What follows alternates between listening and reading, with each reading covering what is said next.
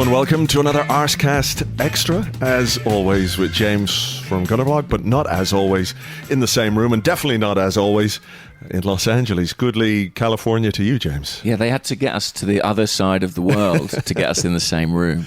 Yeah. But yeah, goodly morning to you. Wow, it's beautiful here. We're on Hermosa Beach. We are. We're sort of looking over the beach. You can see the beach from where you're sitting. I can. Yeah, I can see it across the balcony here from the hotel. And yeah, we're having a great time. I was just saying to you before we start recording, it feels like we live here now.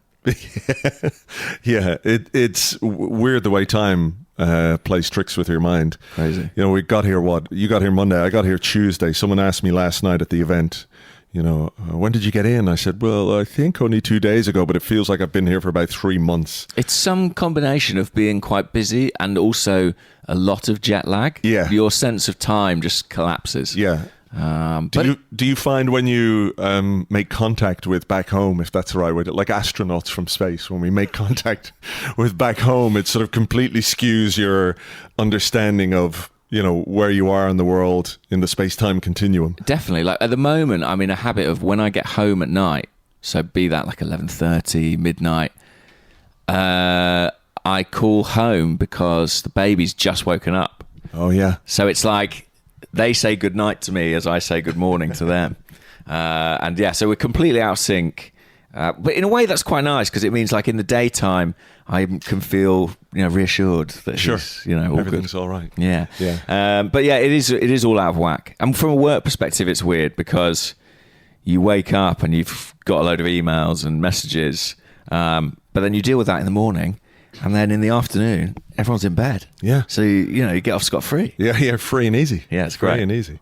It has been busy. We were at the event last night in Cosm, which is, I mean, it was an unbelievable event. It was great to meet so many people who came out last night and hung around and hung out afterwards. It was like, it's always so good to meet people in person. But I'm going to try and explain what this place is. It's hard to do because like I found myself constantly wanting to take photos and then being like, these completely fail to capture the experience. Yeah.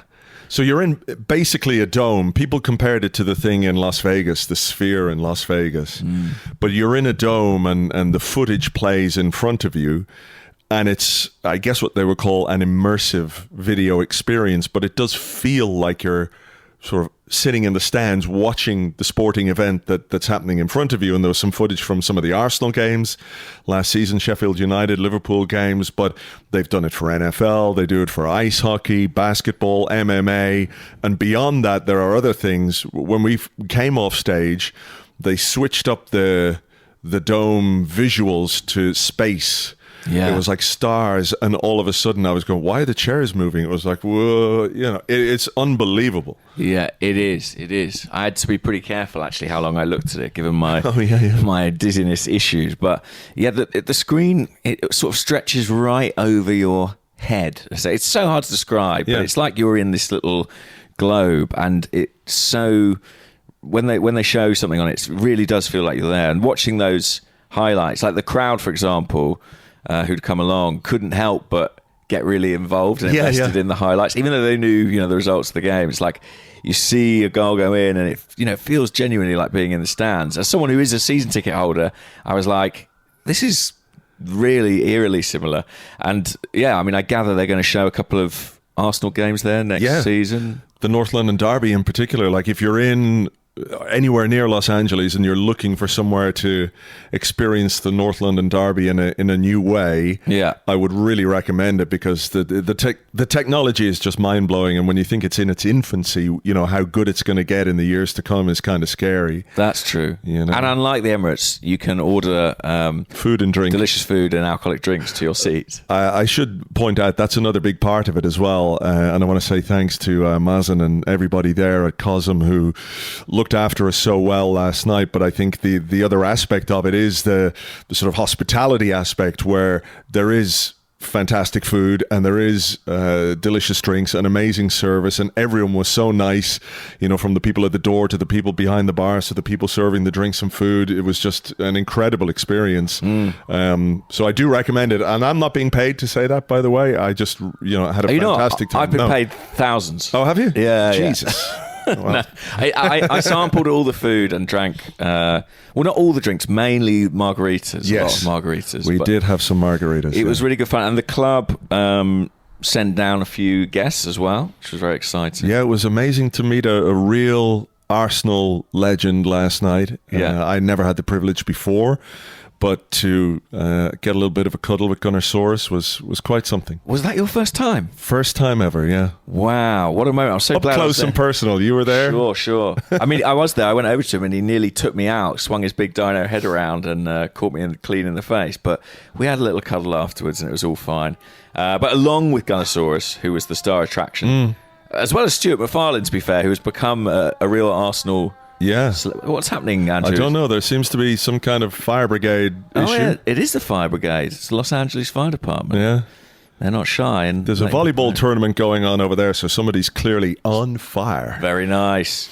Stuart McFarlane was there, and 2 ex-players. Theodore Walcott and Gilberto Silva. It was quite sweet, actually. I was kind of stood by them when they were about to go out and mingle with the crowd. And at the time, the screen at COSM was showing, I think it was like you were on a piste, like a skiing resort. Yeah. And there was like a chalet and the sort of sky above you. And Gilberto was like trying to take photos of it. And he kept sort of nudging Theo and saying, "Look, it's like we are outside." It was very adorable. He's a very sweet man. And then, so all in all, we had a chat on stage with Elliot and Clive, and then met a load of Arsenal fans who'd come from not just LA, but all over. Yeah. Yeah, there were people that came down from, I spoke to a couple who came from Vancouver. They didn't have tickets for the event, but they came anyway and said, "Please, will you let us in?" And they did. Really? Yeah. So that was nice. Fair play. Although we should have a word with security about that. People would come from all over the States. It was very, very cool. And lots of them looking forward to the game against United on Saturday. Yeah, I mean, the LA Gooners and the Los Angeles Gooners and the Gooners of LA and the Judean People's Front and the People's Front of Judea and Arsenal America, all there. It was great to see everybody and great to hang out, and everyone's in good spirits. Looking forward to the game on Saturday at SoFi, which, by the way, you have an incredible view of when you're up on that top deck and the outside bar.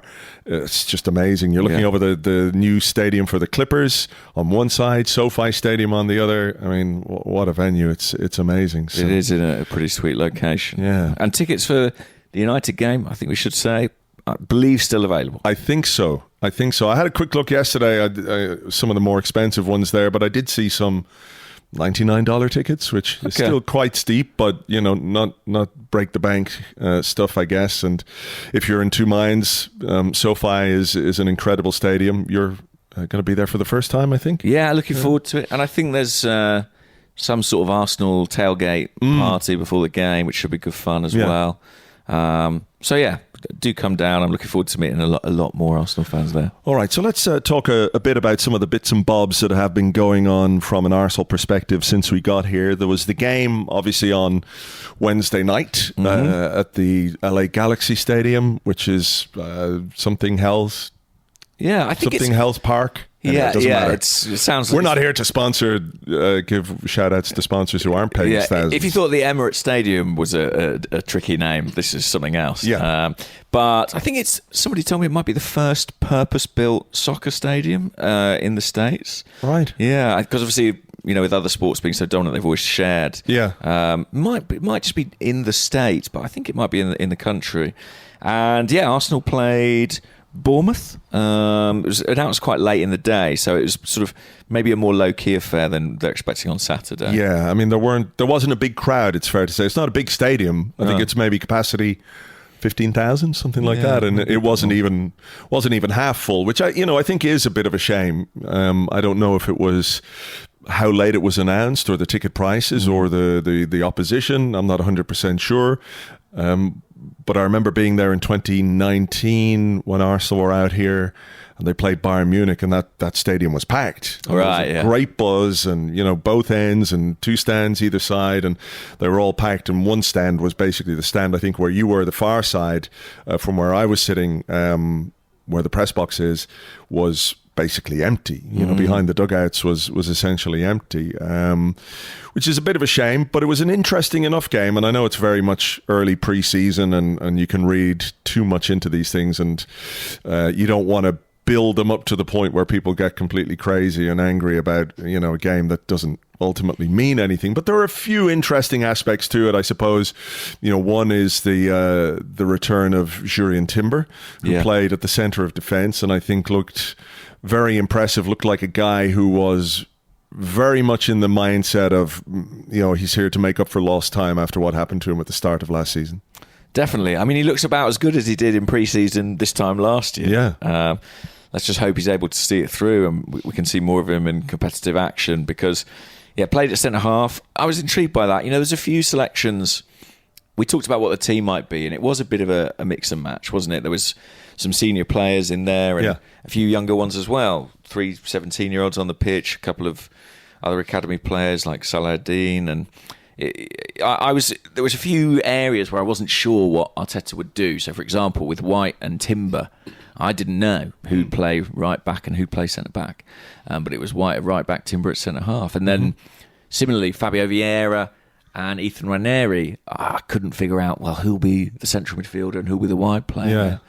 But I thought that was interesting, actually. Yeah, that if you're going to read into things like Nwaneri as the central guy versus Vieira, who is a bit more experienced, did he want Vieira's experience out on the right where he's played more often, or did he, decide that the best thing in terms of minutes for these guys is to get Nwaneri into the middle and see what he's like in there? He was playing in Odegaard's position, basically. So I thought that was interesting. Again, it's not to say it means one thing or the other about Fabio Vieira or Ethan Nwaneri, but I did find that kind of curious. Me too. You would have thought maybe that the experience would get the nod in the middle of the park. It's funny because last season, I remember during the run-in, we were talking about worries, like the worries we had about the squad, and a big one for me was if Odegaard got injured. Did we have anyone who could replicate that kind of role?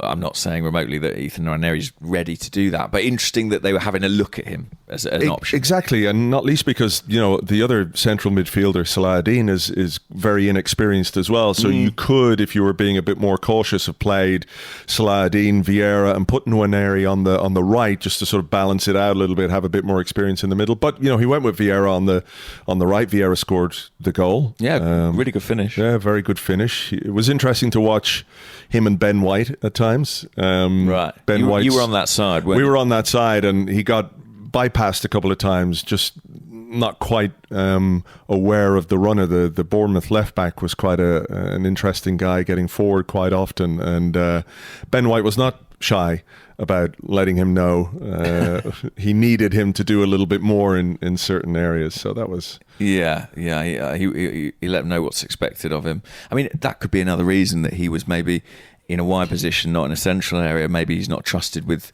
the defensive responsibilities to the same extent. But again, interesting that Mikel would trust such a young, inexperienced player in Nwaneri. Just trying to think. Timber, I thought, was excellent. I agree with you.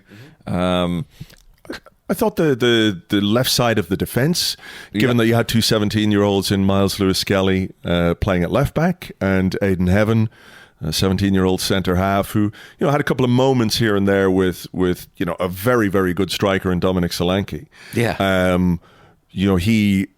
I think it'll be a great learning experience for him. But what I really enjoyed with those two guys in particular was that if this vastly more experienced Bournemouth side and more physically developed Bournemouth side, if they had a little bit of success, you were looking at these guys in those moments to see how would they respond, what would happen if they got bypassed. But it didn't faze them at all. Like there was one moment where I think we have to give a shout to Carl Hayne as well, who made a couple of really brilliant saves. One in the first half when Solanke left heaven for dead, basically. But he straight up and he won his next tackle, won his next challenge, and I thought that was very promising to see from these young players. Yeah, this was a proper Bournemouth team. A lot of their regular players were out there, and Solanke, was probably one of the better centre forwards in the Premier League last season. So Aidan Heaven will never have played in I know it's a friendly environment, but against a player of that calibre and probably of that stature physically as well. So I think given that, he did really well. Miles Lewis-Skelly, he's not really a left back. He's played there a little bit and it's something they've worked on him in training. I thought given that he was playing out of position, he looked very comfortable. He's got a real, I think, aggression about the way he plays. Yeah. He sort of gets into challenges quite early, and I like that about him. So yeah, it was a good night for those guys. And actually, Eddie Nketiah, Reece Nelson played up top and on the left respectively. Nelson set up the goal. I thought they looked really sharp. They looked like players who maybe had been back, a little bit sooner than some others. Yeah. And maybe who know, they might be playing for a move or looking to attract some interest because, they looked fit and ready to go. Yeah. Well, let's talk Nwaneri then, because he was, I think, certainly the standout young player on the pitch for Arsenal, and the interesting thing about his development and where we go next with him is is he ready? That's what you're looking to see. Is he ready to stake a claim, not for a first team place per se, but for regular involvement in the first team squad, a place on the bench for games, cup games, those kinds of things. And again, going back to 2019 when I was out here, I remember Eddie Nketiah. You're looking at a very young Bukayo Saka back then, and Joe Willock were players who stood out on that tour, and you're looking at them and going, if push comes to shove, if we need to use this player in a game, are they ready? Are they physically ready? Are they technically ready? And I think the answer then was yes for those guys, and I think that came to be true. I think the answer for Nwaneri is absolutely he is ready. The seriousness with which he plays the game is quite something, because he how do I put it? I think there is he doesn't look like a laugh-a-minute guy, but I think what he does and how he approaches the game and how he approaches the aspects of the game that he's been tasked with was really, really impressive. Yeah, there's a kind of intensity about him in terms of his personality. Yeah, that's a good word. Intensity is good. Yeah, and I think that comes through. I think my favourite moment in the game was from him, certainly, when he picked up the ball in midfield. I think he was sort of in the inside left channel and just pinged a cross-field pass out to the wing. Oh, yeah. And it was really well executed. It showed good vision and then great technique to pull off the pass. But in general, I think his understanding of the system, the position, his relationships with his teammates were really positive. I've said this a few times, but the degree to which they seem to trust him, I think, is a really good sign. Yeah. Not to draw too many comparisons, but I remember that was always the thing that was striking about Cesc when he first came in those early days. It was like, the other teammates completely trusted him with the ball. And when you think about who those teammates were. Yeah.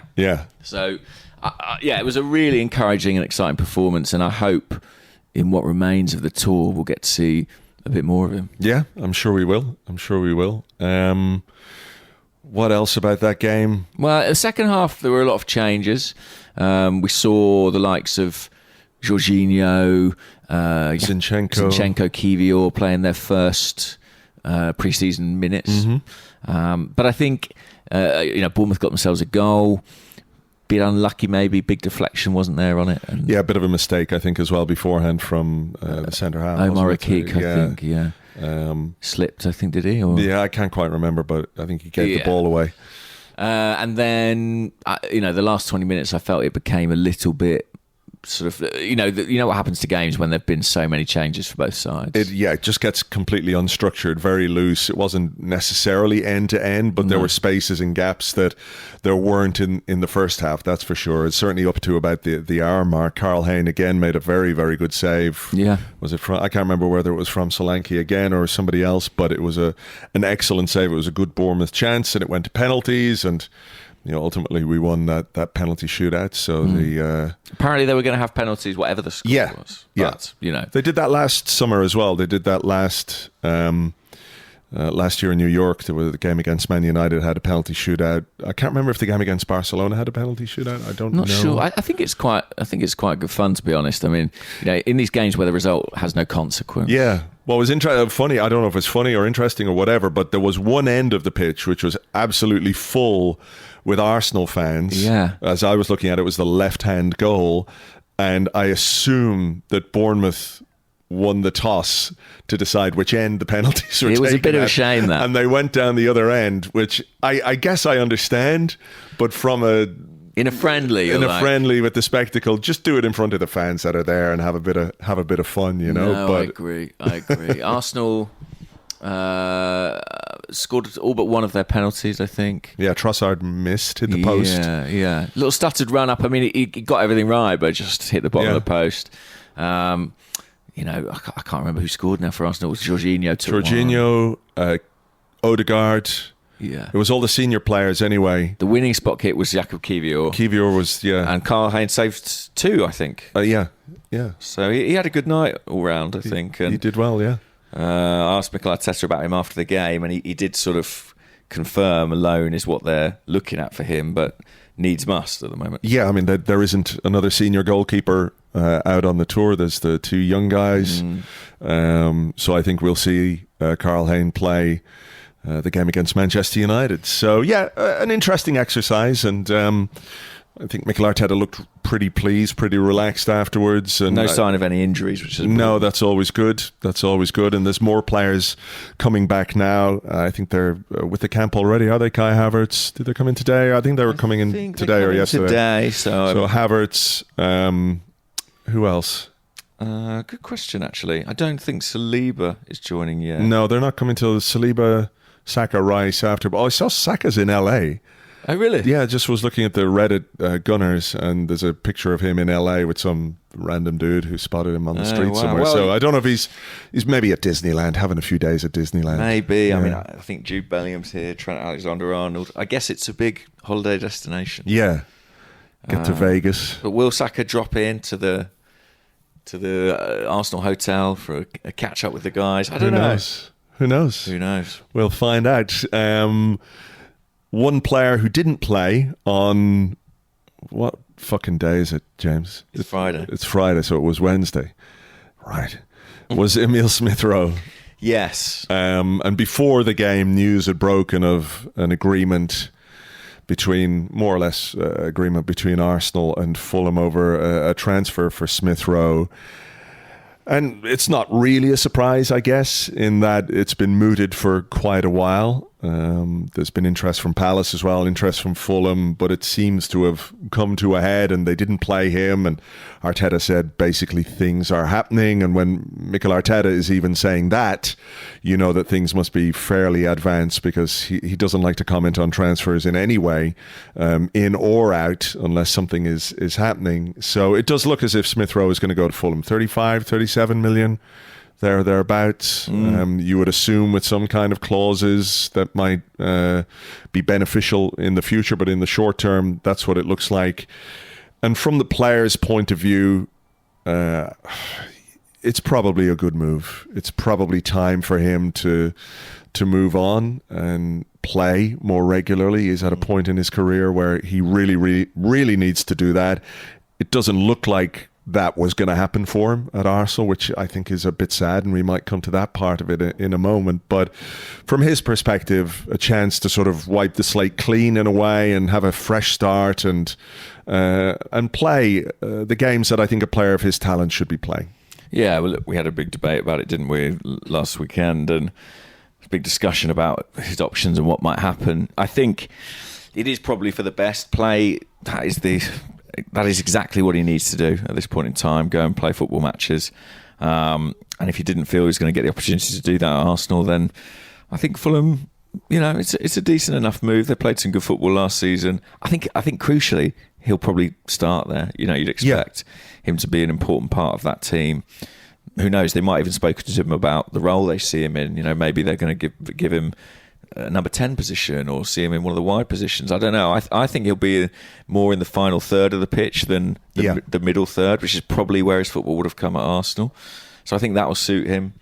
If it ends up being around 35 million, I think that's probably more than I anticipated. I can't remember what we predicted. No, of course not, but I'm sure someone will. And I think at the moment they're talking about payment structures, so what's going to be up front, what's going to be related to add-ons, when Arsenal will receive those amounts. I think they're talking about basically the scheduling of those payments. But for Mikel Arteta and Edu to sort of take Emile Smith Rowe to one side and say, look, you're not going to play this one, I think they must feel it's close and it's going to happen. Yeah. It is sad, though, isn't it? Because he is a player, I think, that people connected with in a big way, because we were having a difficult time when his opportunity arose. It's not like it was his debut. It's not like this was a player we'd never heard of before. His talent was obvious at academy level, and he'd had, where did he go? That was Reece Nelson went to Hoffenheim. Did he go to Leipzig? Leipzig, I think. And didn't really play, and he had half a season at, I gotta say, Huddersfield? Yeah, Huddersfield, yeah, where he did play and did better. That was in the Championship. So he was there, but not quite there. And then we had that difficult period, and then there was an injury or two, and he got his opportunity in that game against Chelsea, and Saka scored 1 or 2 goals, I can't remember. And I think he scored the cross. No, he meant it. Okay. Thank you for correcting me. But anyway, we beat Chelsea that day, and Smith Rowe played a big part, and he became established in the team at that point, and the trajectories of Saka and Emile Smith Rowe were connected, I think, not just by what they were doing on the pitch, but in song as well. And these two academy guys coming through. And I read Arseblog this morning that Lewis did a little piece about Smith Rowe, and you kind of forget just how intertwined those two were together themselves, not just for us as fans. Lewis brought up the game where they both scored against Tottenham, and they'd been discussing it beforehand. Wouldn't it be amazing if we both scored today? And they both scored. And I can't remember if that's the one where there's that picture of them, lying down reclining or sitting down on the pitch, reclining, in their seats as they scored against Tottenham.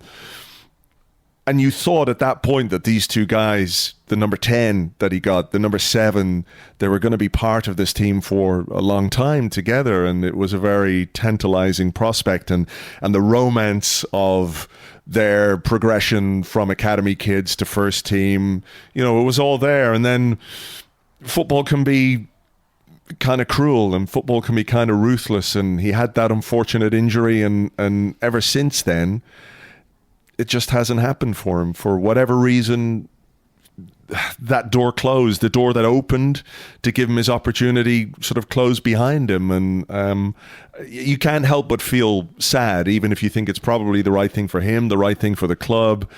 For it to happen the way it happened is a bit sad. It is, and it must be a huge wrench for him. I don't think it'll be easy for him to take that step. No.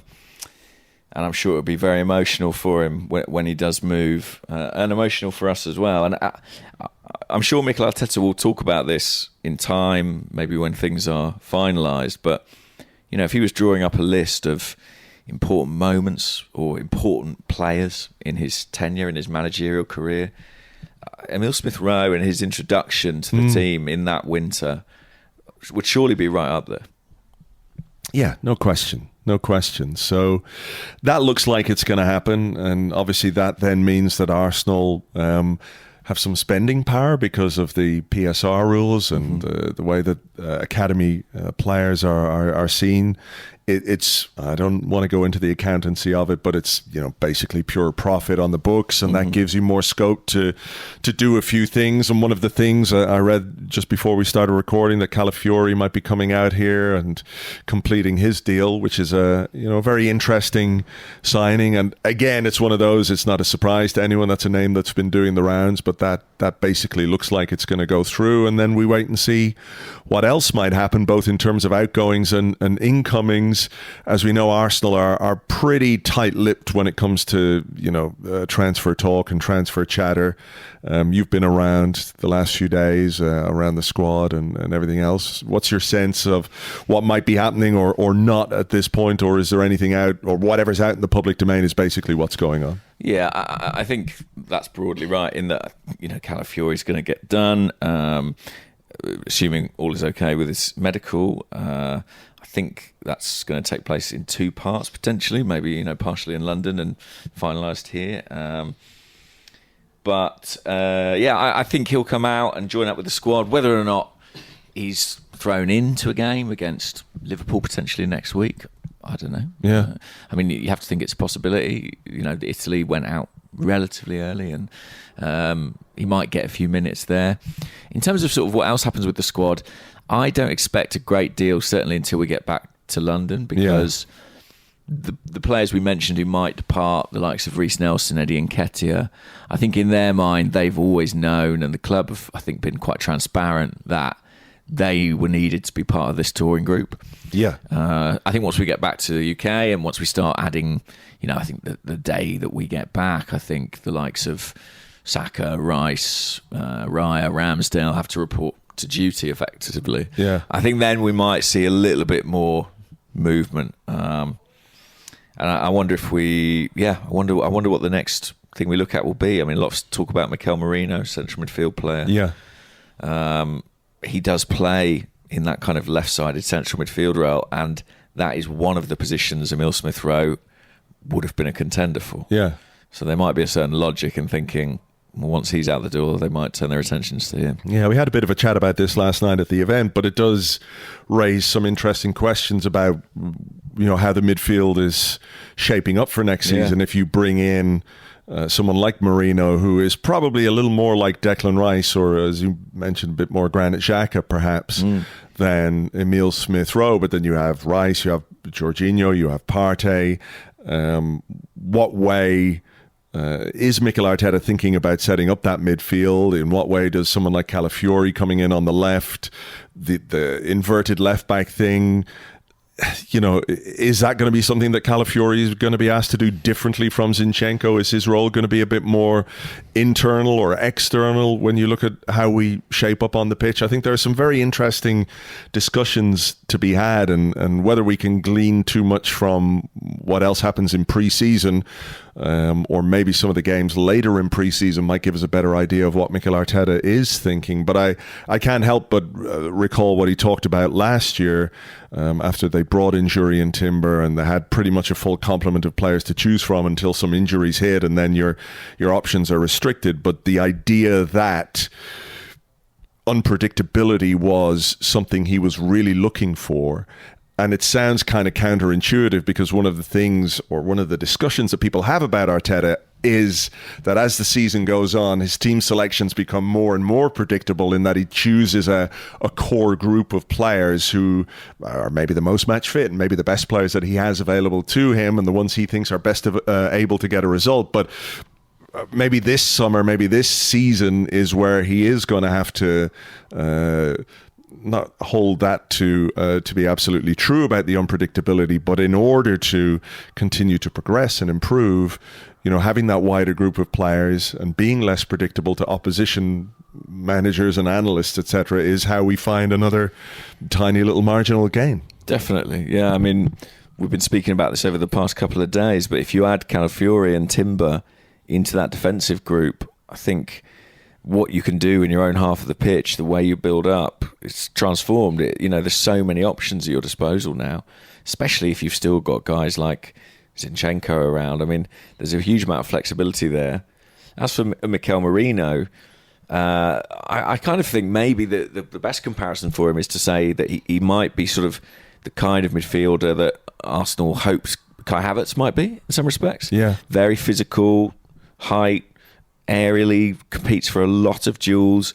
Not necessarily a guy you're looking to as someone who's going to play 100 passes a game, but more someone who's making runs off the ball and arriving in the box than, I think, but has that defensive security as well when needed.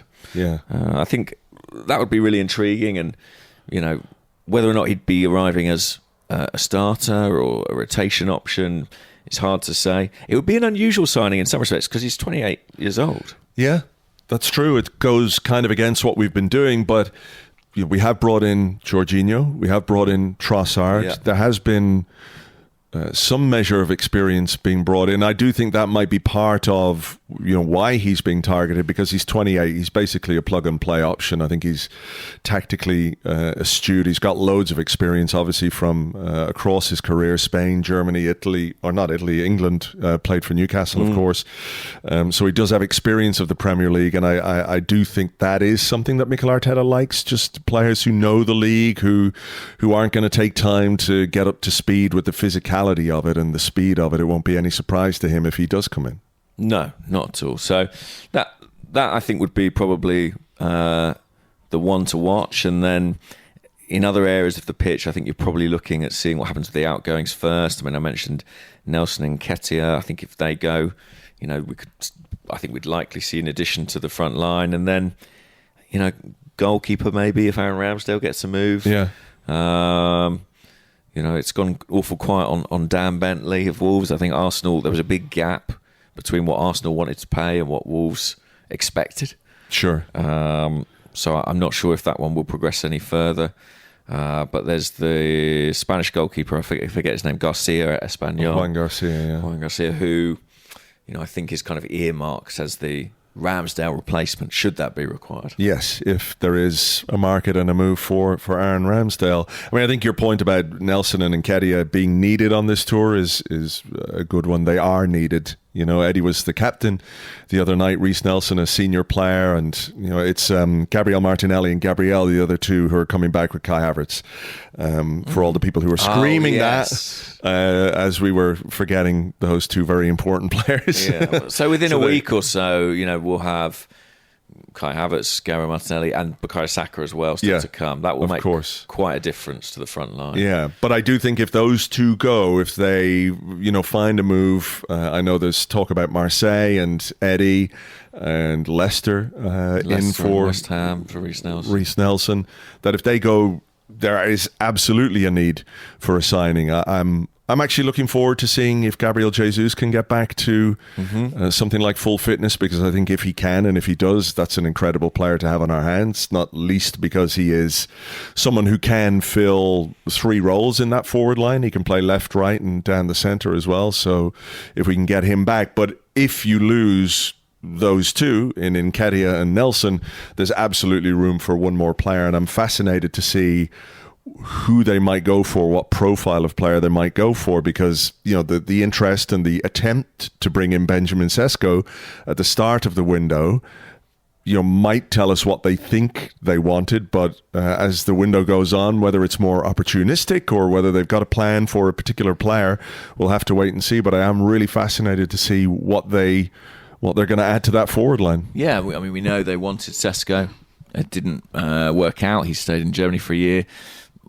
We know they really, really like Nico Williams, but it looks like Barcelona might be the option for him. So yeah, they'll have to be a bit creative.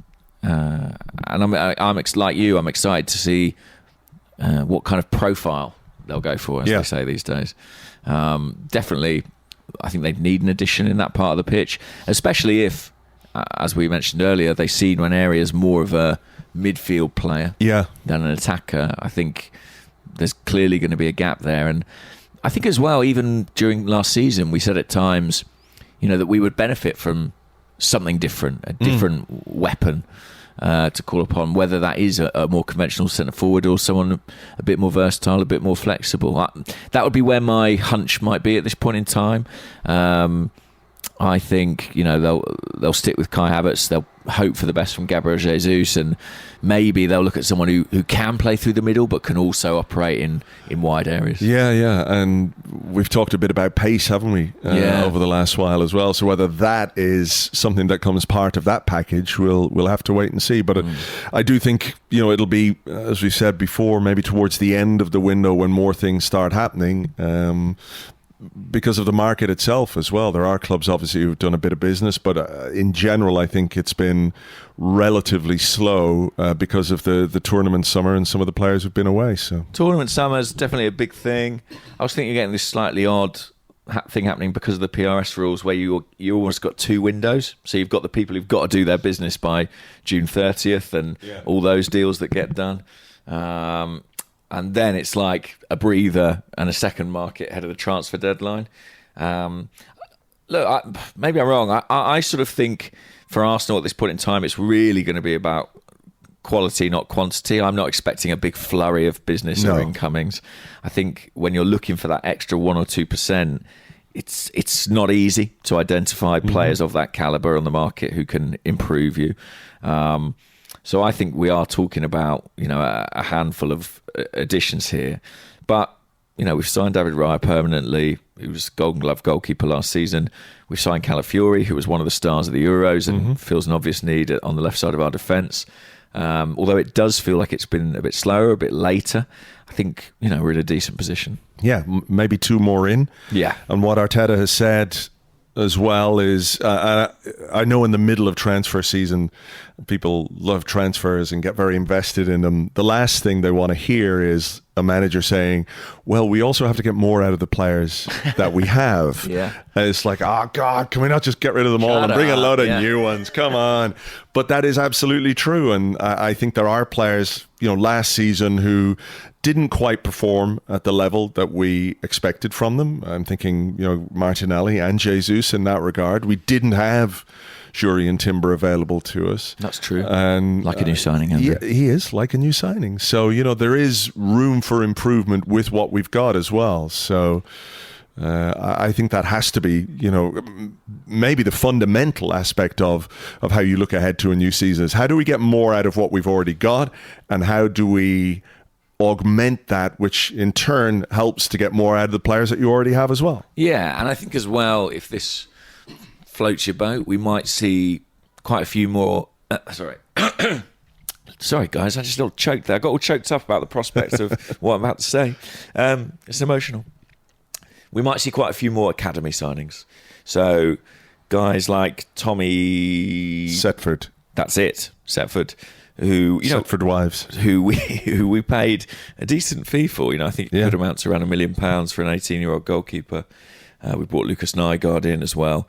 I think we might see a number of players coming in, kind of under Per Mertesacker's budget, to strengthen the academy too. Is that without wanting to open and scratch old wounds again about the academy and the pathway thing, and we've talked very positively about Nwaneri and Miles Lewis-Skelly, and we've seen what's happened with Emile Smith Rowe, who's come through the academy and hasn't quite made it. But obviously the Cheeto Obi Martin thing is was a thing that people were getting a bit exercised about last week. But he was a player who was brought into the club rather than came all the way through the academy. Ruel Walters was another player who left this summer, who was brought into the academy. I think he spent time, God love him, at Tottenham. We rescued him. We rescued him and then set him free to have a good career elsewhere. But when you bring players like that into the academy, do you run that risk of them not necessarily having the connection with the club that you might want, or is it simply a case of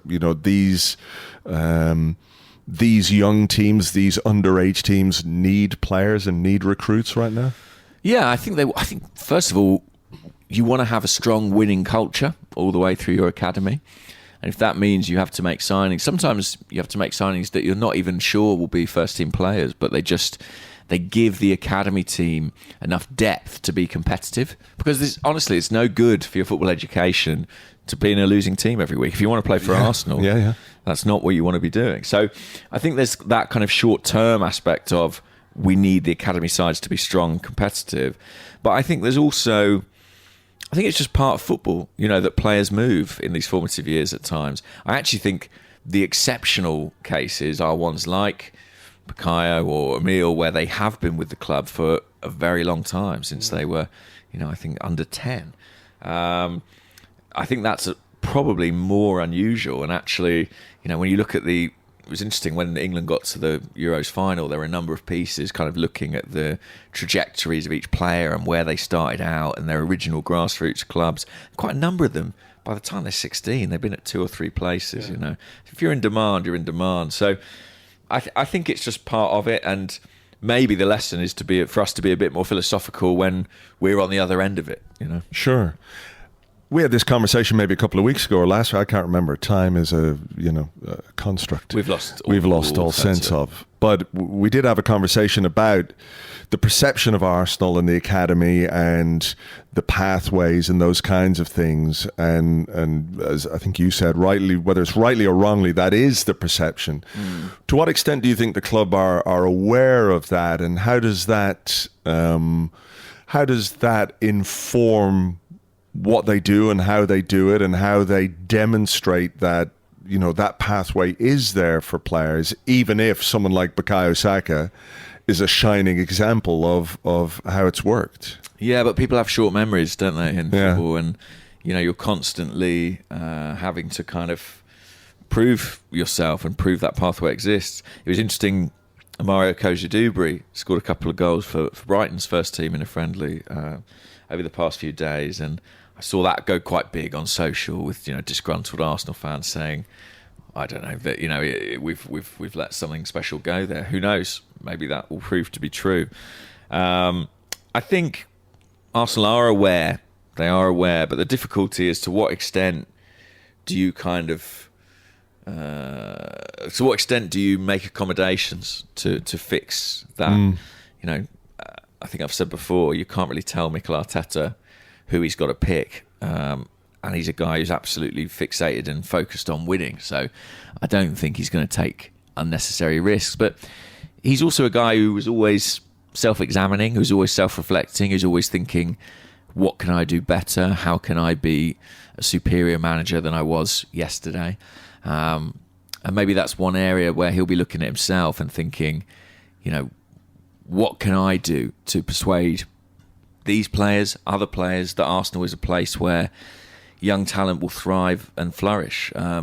He's putting his faith in a number of young players in this pre-season period, and it's going to be really interesting, isn't it, to see whether or not he's able to maintain that once the competitive football starts. Yeah. And just so very finally then, looking ahead to the game on Saturday at SoFi against Manchester United, there are maybe a few more senior options available to start this game, which I think might see us put out a stronger starting 11 than we saw against Bournemouth the other night. As you said, the likes of Jorginho, Kiwior, Zinchenko had come back, so they could slot into that team in ways. But I am interested to see, does Nwaneri get a start against Manchester United? I think it is going to be a competitive game. Ten Hag, we know he's got to be in his bonnet about anything to do with Arsenal, particularly Garnacho being offside. So I think, based on what we saw in pre-season last year, where United were very up for it, very physical, that is what I think Arteta is going to have to expect from Manchester United in this game. Whether it makes any difference whatsoever to what happens in the season is I'll leave that to other people to decide. But I think he will go with a stronger team against United on Saturday. But at the same time, a smattering of youth in there allows him to sort of maybe challenge, maybe test, maybe gauge the readiness of one or two who might be closer to the first team than some of the others. Yeah, I mean, he's got Martin Odegaard, who has been a bit unwell, is now back and available, came on for the second half, didn't he, against Bournemouth. Gabriel Jesus came off the bench. I think those two would potentially be in line to start this United game. Kiwior, Zinchenko, Jorginho, all possibilities. I think it will be quite a strong starting lineup. Maybe there'll be room for one or two youngsters in there. Carl Hayne will continue in goal as well. But yeah, United will be up for it. That was sort of Ten Hag's major mistake last season, I guess, really. He really put a lot of emphasis on those pre-season games. And it sort of dwindled off by the time the real football actually started. Yeah, well, let's hope it's the same again this time around. And as we said last night, it would be lovely if there was a Garnacho offside in the game on Saturday and his head literally explodes off his shoulders. So. That would be fantastic. I mean, whether or not he'll be around, I don't know, because of his Copa America exploits. But fly him in just to be offside. Just to be offside, that would be lovely. All right, well, look, we better leave it there. You've got things to do today. There's an event here a bit later on. We're going to go see Wrighty's house, Ian Wright, live. Looking forward to it. At the El Rey Theatre in downtown LA. So that sounds all very cool. And next week we'll be in Philadelphia. That's right. We'll be in Philadelphia. We'll get a podcast out to you guys. And then the game against Liverpool. Yeah. And big event on Tuesday night as well, with the Supporters Club. Yeah, with the Arsenal Philly Supporters Club and poorly drawn Arsenal. I'm not sure if there are any more tickets available for that, but if people want to have a look or get in contact with Arsenal Philadelphia or Arsenal Philly, I'm not sure exactly which name to use there, but they would have all the information if there are going to be any more tickets. I think it is sold out, but there's maybe a few floating around on social media and the Discord and stuff. Will I make it to any of the right pubs this time? We'll find out. We will. I hope you do. Yeah, I do too. I don't want to be sitting in one place and you're in another. Hopefully I make it to the right city. That'll be the start. Yeah. Hopefully. There's only one Philadelphia as far as I'm aware, though. That's true. There is the cheese, though. What if I just visit the cheese factory? Yeah. Damn, I didn't think of this. Didn't think of that. You're confusing your mind. Doesn't need to be any more. Oh, man. What day is it? I don't even know. All right. Well, look, we'll leave it there. To you guys, I know it's a little bit behind schedule, but, so are we. We can't do anything about time zones, only then exist in them in a slightly ephemeral way. But anyway, hope you've enjoyed the show. Thank you, as always, for listening. We will have another one for you, I think, on Monday evening US time, thereabouts, but we'll play it by ear. For now, though, take it easy and we'll catch you on the next one. Bye-bye.